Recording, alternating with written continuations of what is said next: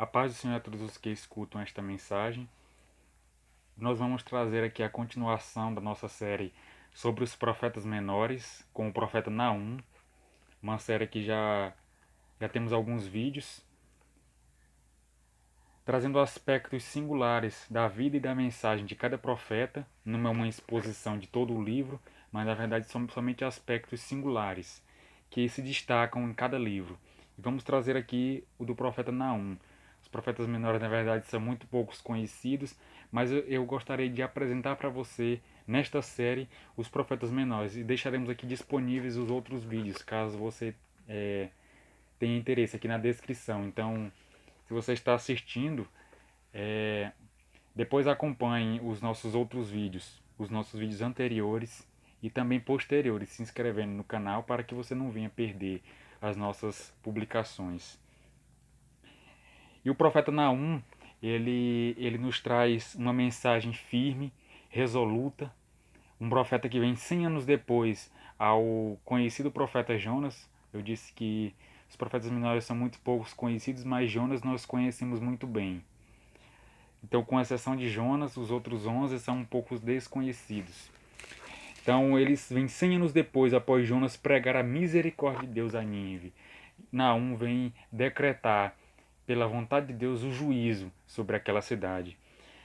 Nínive, a capital da Síria, representando que não somente Nínive, mas toda a Síria, eles receberam a misericórdia de Deus, mas eles abusaram da misericórdia do Senhor, pois eles não aproveitaram para continuar na graça, mas eles se desviaram.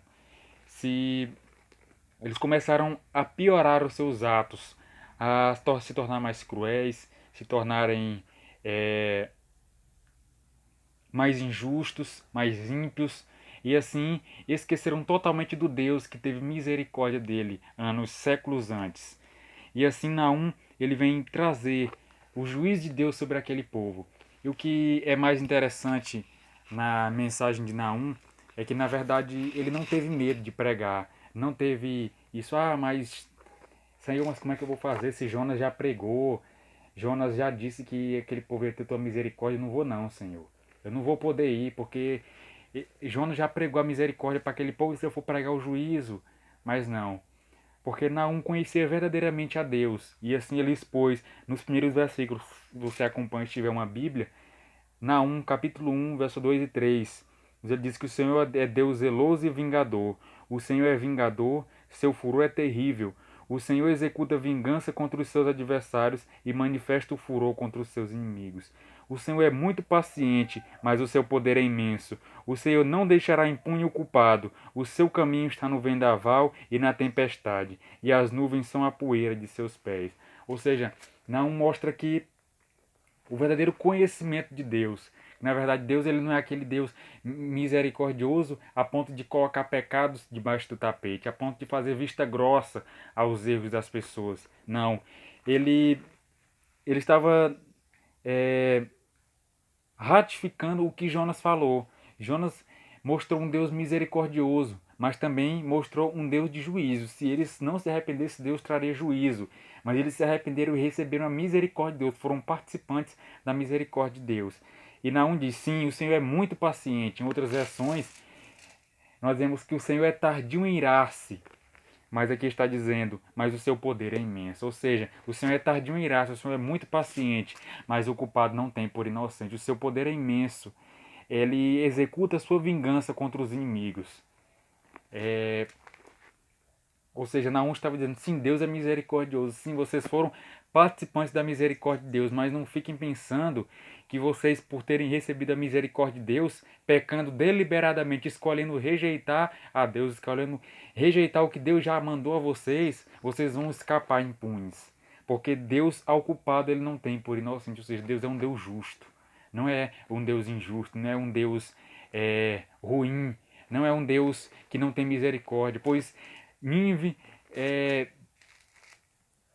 o principal exemplo disso, pois recebeu a misericórdia de Deus e poderia muito bem edificar a sua cidade em justiça, na lei de Deus. Poderia ensinar aos seus descendentes o Deus misericordioso, esse Deus verdadeiro, esse Deus único, e não continuar se afundando em crueldades. Ou seja, receberam a misericórdia de Deus, mas não aproveitaram. E ele continua aqui no verso 6 do mesmo capítulo, para enfatizar essa pregação de Naum. Pois mesmo ele tinha conhecimento, ele não negou a misericórdia de Deus, mas mostrou que Deus é misericordioso, mas Deus é justo. Ou seja, o amor de Deus, ele é misturado com a justiça. É um amor justo e uma justiça amorosa. Como já foi falado em um outro vídeo nosso aqui. Ele diz: quem pode resistir à sua indignação? Quem pode suportar o despertar de sua ira? O seu furor se derrama como fogo, e as rochas se despedaçam diante dele. O Senhor é bom, um refúgio em tempos de angústia. Ele protege os que nele confiam, mas com uma enchente devastadora dará fim a Nínive. Ou seja, Deus é sim um Deus verdadeiro, um Deus que nós podemos confiar, um Deus que é um refúgio e fortaleza, um socorro bem presente na hora da angústia, como está no Salmo 46. Mas ele executa vingança contra os seus inimigos.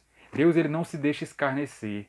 Nós somos participantes da misericórdia de Deus, somos participantes da graça de Deus, somos participantes do amor de Deus, mas isso não quer dizer que Deus coloca os nossos pecados debaixo do tapete. Israel, assim como Nínive também, é um dos principais exemplos disso. Pois sempre que Israel pecou, se você ler o livro de Juízes, sempre que Israel pecava, Deus permitia que o juízo viesse sobre aquela nação, mostrando assim que nem mesmo o povo de Deus ele escapava da disciplina. Na verdade, o juízo começa pela casa de Deus, como está em 1 Pedro. E se o juízo começa pela casa de Deus, aonde comparecerá o ímpio naquele dia?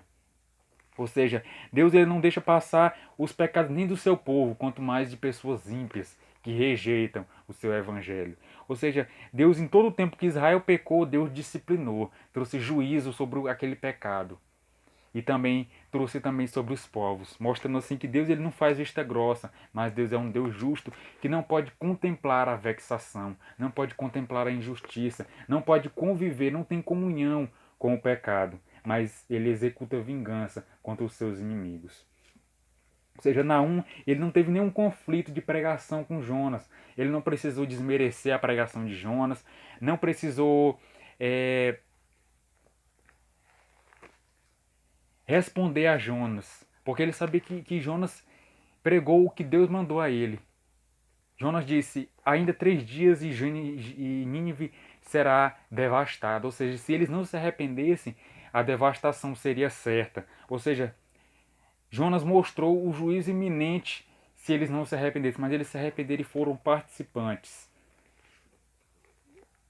E Naum, ele traz esses pecados à tona, que eles acharam que iriam ficar impunes, porque eles foram participantes da misericórdia de Deus, participantes do amor de Deus anos antes, e não foram destruídos. Eles acharam, provavelmente fizeram suposições erradas acerca do caráter de Deus, achando que Deus faria vista grossa aos seus pecados, achando que Deus não destruiu naquela época e não destruiria agora. Mas Naum ele vem justamente para tirar essa falsa segurança. Ou seja, a confiança de Naum, a confiança que Naum teve em Deus, as suas firmes convicções de ele não precisar rebater Jonas, não precisar falar mal de Jonas, não precisar responder à pregação de Jonas, mas somente apresentar o que Deus tinha lhe falado. Ou seja, é isso que falta em muitos pregadores. Que não é, na verdade, alguns pregadores fazem confusões por aspectos pequenos.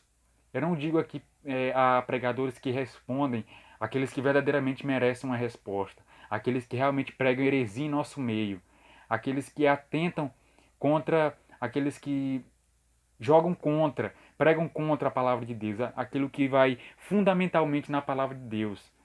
Eu não condeno, mas eu admiro. E eu assino embaixo todos aqueles que condenam as heresias e condenam as mentiras. Mas na verdade, Naum não está condenando isso. Mas na verdade ele está condenando essa degladiação de pregadores que querem se opor um ao outro, que estão lutando pela mesma causa, mas mesmo assim escolhem se dividir entre si, deixando o corpo de Cristo dividido. Ou seja, nós percebemos isso em Naum, pois ele somente pregou o que Deus havia lhe mandado. mesmo a um povo que já tinha recebido a mensagem, mas ele não se preocupou. Mas ele trouxe assim a palavra de Deus àquele povo.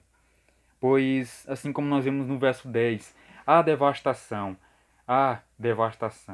destruição, desolação, os corações se derretem, os joelhos vacilam, todos os corpos tremem e o rosto de todos empalidece. Ou seja, Naum não teve medo de mostrar o juízo de Deus, a justiça de Deus, de mostrar a aversão que Deus tem ao pecado. Ele não temeu confrontar os pecados daquele povo, mesmo sendo um povo tão cruel, um povo tão ímpio, um povo tão impiedoso. Mas ele pregou resolutamente e firmemente o que Deus havia lhe mandado. E ainda pregou assim o que Deus estava lhe dizendo no verso 13: Estou contra você, declara o Senhor dos Exércitos. Queimarei no fogo os seus carros de guerra e a espada matará os seus leões. Eliminarei da terra a sua caça e a voz dos seus mensageiros jamais será ouvida. No verso 5 também do capítulo 3 percebemos: Eu estou contra você, declara o Senhor dos Exércitos. Vou levantar o seu vestido até a altura do seu rosto. Mostrarei às nações a sua nudez e aos reinos as suas vergonhas. Ou seja, Naum não temeu pregar, mostrar que Deus estava contra aquela cidade ímpia, mesmo sendo uma das principais potências daquela época. Mas em todo o tempo, se nós percebemos aqui no início do capítulo 2, Deus ele diz: guarde a fortaleza, prepare-se para o cerco. Ou seja, ajunte os seus exércitos, assunte os seus cavaleiros, as suas espadas, as suas armas de guerra. Não vai adiantar nada, a devastação virá do mesmo jeito. A devastação virá de tal forma que não precisará vir segunda vez. Nós percebemos aqui no capítulo 1, no verso 9. Ou seja, o mais interessante aqui é que Naum, ele não temeu, mas ele pregou. Ele somente se preocupou em pregar, não se preocupou com o que iria acontecer a ele, ou a quem ele estava falando, mas ele se preocupou com quem estava mandando falar. Ou seja, a nossa maior motivação não é as pessoas que vão nos ouvir. A nossa motivação não é aonde vamos pregar, mas é quem nos mandou e o que nós vamos pregar. Porque nós somos tesouros de barro, nós somos vasos de barro, desculpe, carregando um tesouro maravilhoso que é o Evangelho de Deus. Somos somente vasos frágeis, somos somente pregadores e precisamos entender que a nossa maior credencial de ministério não são almas, não são você ter um conhecimento amplo, mas é nós sermos chamados por Deus e sermos arautos do Evangelho do Senhor. Então, Naum, o significado do seu nome é consolo, pois, e o que é bem interessante é que ele, nessa carta, ele traz consolo a Israel, mas ele traz o desconsolo a Nínive. Nós percebemos aqui no verso 12 do capítulo 1, ele vai dizer: Assim diz o Senhor, apesar de serem fortes e numerosos, serão ceifados e destruídos. Mas você, Judá, embora eu a tenha afligido, não afligirei mais. Agora vou quebrar o jugo do seu pescoço e arrancar as suas algemas. Ou seja, traz o consolo, o conforto a Israel, que tinha passado pela disciplina de Deus pelo povo assírio. Observe aqui que Deus ele não mandou, ele não fez da Síria fantoches, mas a Síria já tinha esse desejo ímpio no coração de pilhar, de acabar com as nações. E assim Deus somente permitiu que isso chegasse ao seu povo como uma disciplina. Mas agora Deus traz o consolo, mostrando que o tempo da disciplina se passou e agora eles seriam restaurados. E aqui, se nós percebermos no verso 7 do capítulo 3, nós percebemos muito bem que o desconsolo viria para Nínive, enquanto de outro lado o consolo iria vir para Israel. Pois ele diz: Todos os que a virem fugirão, dizendo: Nínive está arrasada. Quem a lamentará? Onde encontrarei quem a console? Ou seja, não se encontram consoladores para ti. Ou seja, aquele povo pilhou, acabou com diversas nações, foi cruel, executou crueldade, impiedade a todas as pessoas, e agora a sua maldade recairia sobre a sua cabeça. Mostrando que aqui no verso 19 do capítulo 3, não há cura para a sua chaga, a sua ferida é mortal. Quem ouve notícias a seu respeito bate palmas pela sua queda, pois quem não sofreu por sua crueldade sem limites? Ou seja, que com a pregação de Naum venhamos a entender isso, que não devemos nos importar quem vamos pregar ou aonde vamos pregar, mas quem nos mandou e o que vamos pregar. Que quem nos mandou, respectivamente, foi Deus, e o que nós vamos pregar é o Evangelho, é aquilo que está aqui, a verdadeira mensagem do Evangelho de Deus. Que não temamos pregar o Evangelho, que não temamos ir aonde Deus nos mandar, pois precisamos ter essa responsabilidade. Ai de nós se não anunciarmos o Evangelho.